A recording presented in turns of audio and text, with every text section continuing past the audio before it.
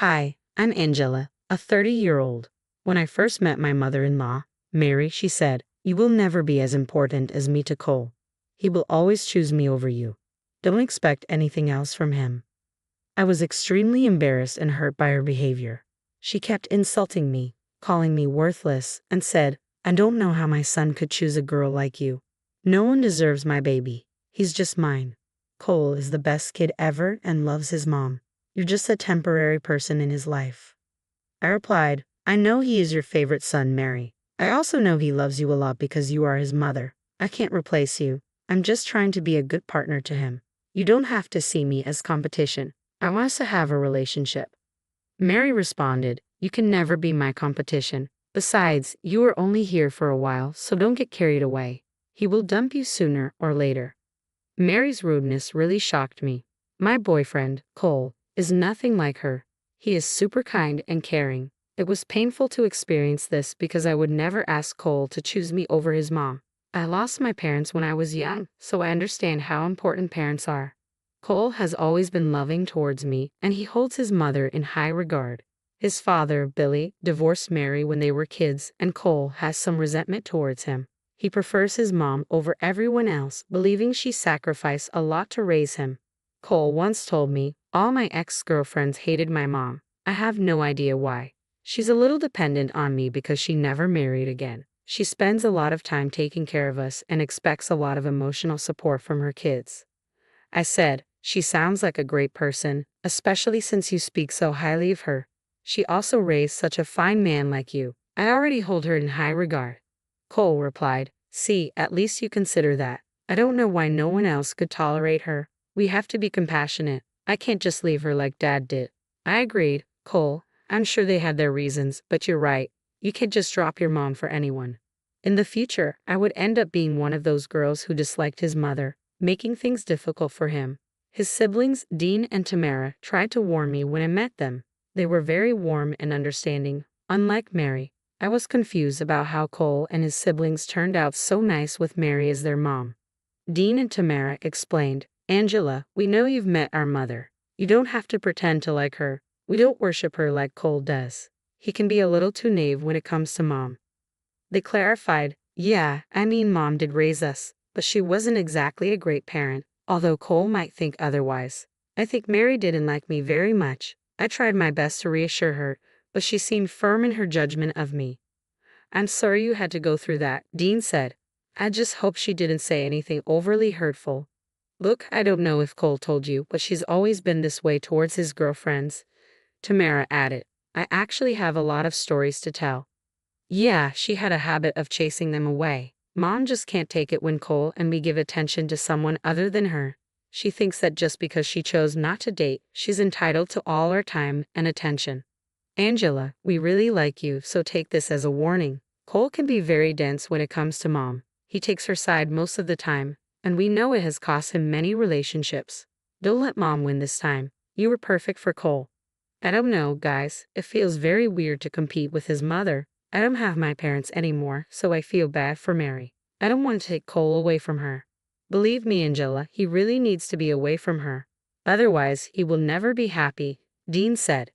Dean and Tamara gave me some good insight into what my relationship with Cole might become. It was true that Cole spent a lot of time with his mother. He often canceled dates to be with her. Mary also called him over for every minor inconvenience. She never worked and was still getting alimony from Billy. I met Billy a long time after I met Mary and the siblings. Billy seemed to be more like Cole and the siblings, and it was easy to see why he had to divorce Mary. I never had a problem with Cole canceling dates for Mary if there was a genuine emergency. However, his constant catering to her wore me down. Dean and Tamara's words kept ringing in my head, and I knew it was time to sit down and have a conversation with Cole. I said to him, "Cole, I like that you take care of your mother so much, but you're starting to neglect me. This month, you have canceled all our dates just to be with her. It's getting annoying. You know mom relies on me a lot.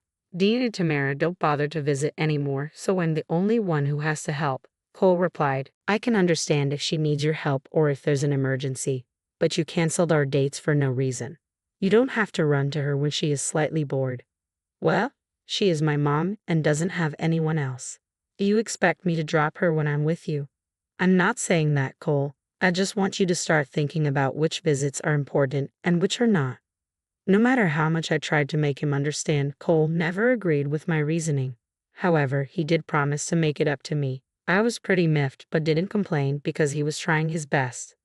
Slowly, I was starting to realize why none of his exes liked Mary. She was unbearable. Every time I was with Cole, she would try to get his attention. When she realized I was more permanent than she thought, she started to become more demanding.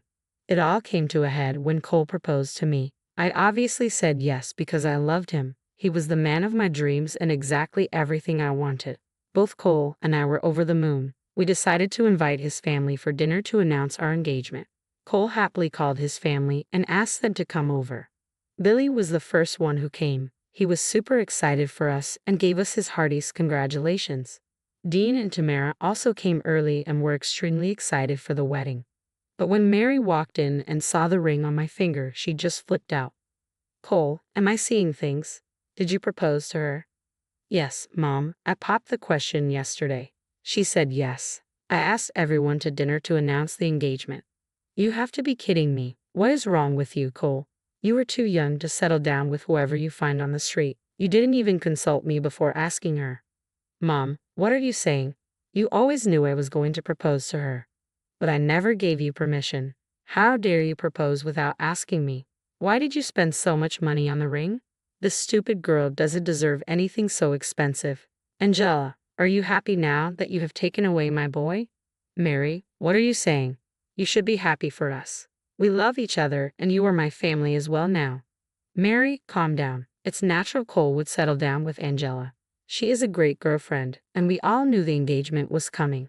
Stop making a scene. This is ridiculous. Cole doesn't need your permission to marry. He's old enough to make his own decisions.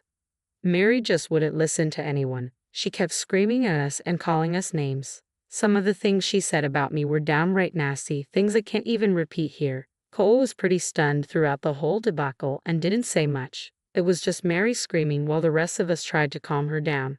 After a while of screaming and crying at us, Mary left.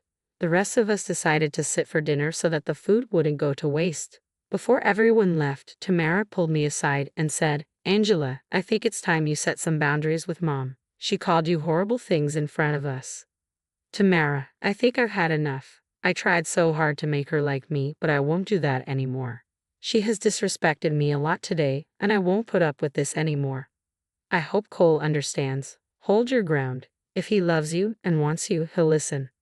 After everyone left, Cole and I cleaned up and then I signaled him to the living room. It was time to put some boundaries between us and Mary. I sat him down and said, Mary was horrible to us today. I think we can agree on that. She overreacted a little. I guess I shouldn't have sprung this on her. If only I had discussed this with her.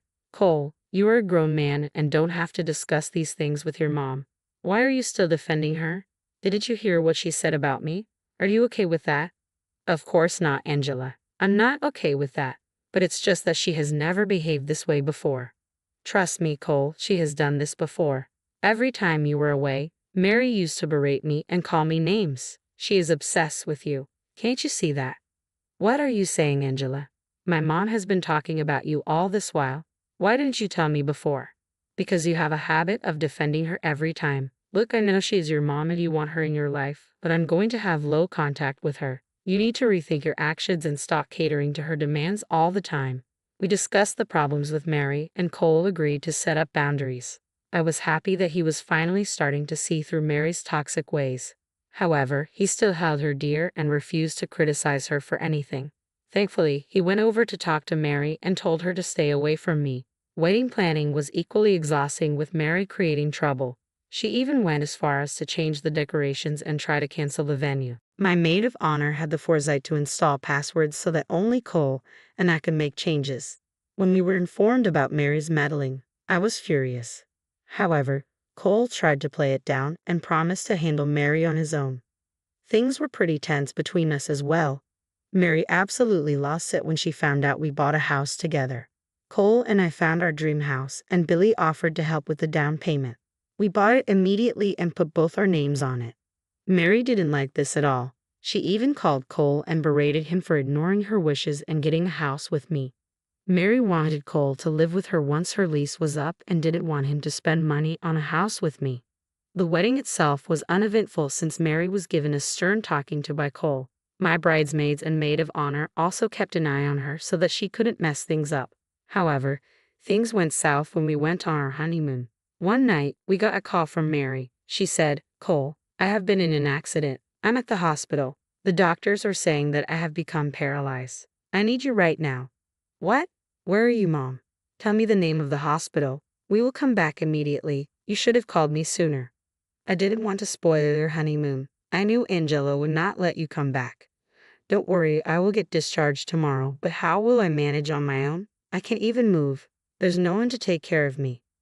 "Don't worry, Mom. You can stay with us. I'll take care of you. I'm sure Angela is okay with this. I'll come to get you when I return. Take care of yourself." Cole quickly called his siblings and Billy as well. However, they were pretty confused by the whole deal.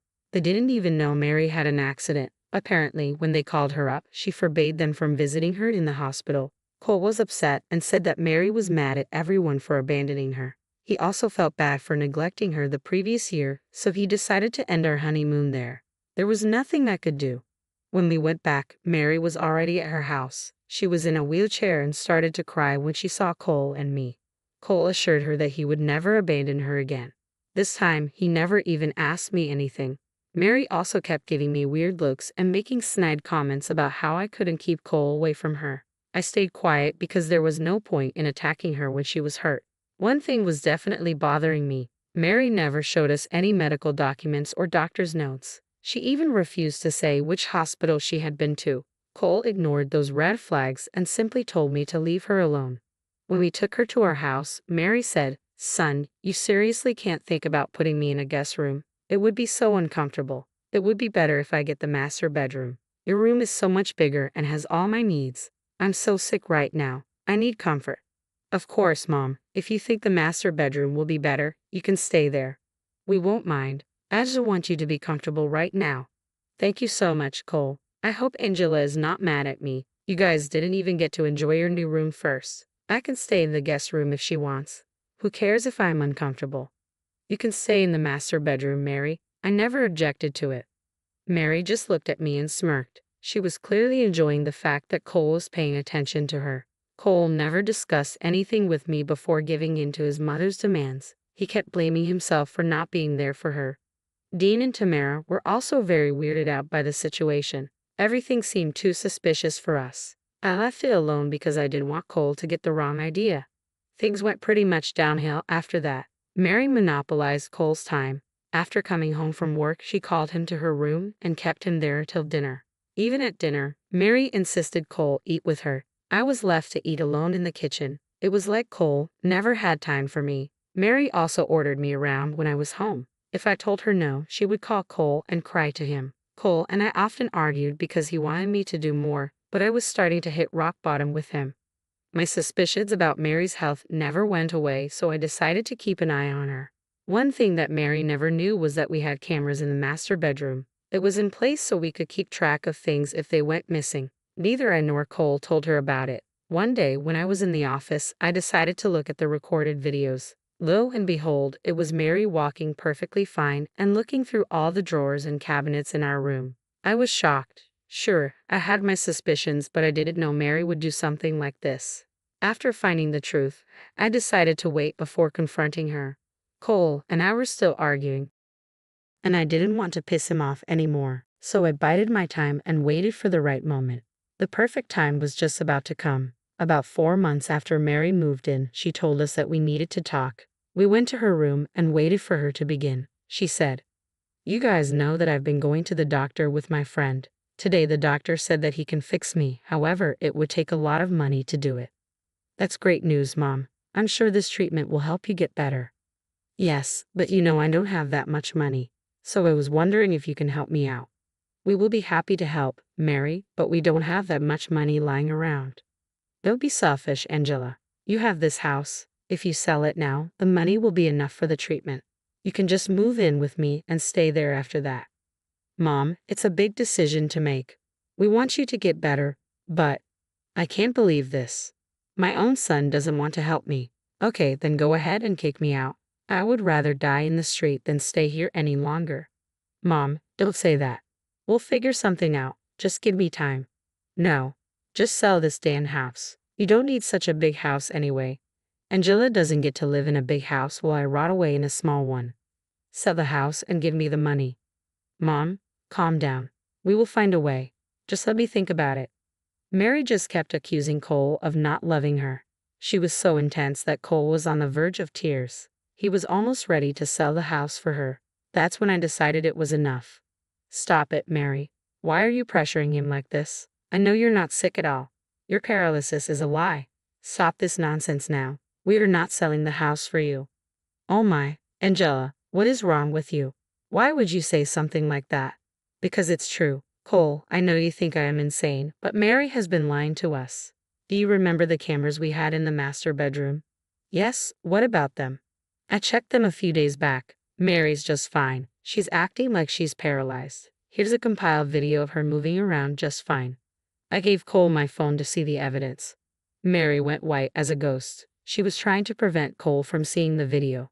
She knew I had caught her in the act. After watching the videos carefully, Cole said, "What the hell is this, Mom? You were acting all this time. Why would you do that?" "It's not my fault, Cole. You have been drifting away from me. There was nothing else I could do. Angela doesn't deserve all the money and attention you give her. I should be a priority, not her." "Of course Angela is my priority. She's my freaking wife. I would always be there for you when you need me, but you were getting overwhelming for us." "How can you say that? I am your mother. You have to sell this house and move in with me. I had to act like a worthless disabled person to gain your attention. I deserve something for going through this nonsense." "You are not entitled to this house, Mary. You should be grateful we haven't kicked you out instantly." "Mom, you need to leave. I don't want to see your face right now. I need to be away from you." Mary kept crying and screaming that Cole was abandoning her again. However, this time Cole wasn't giving in to her. Next, she started to attack me verbally. The insults she threw at me were vile.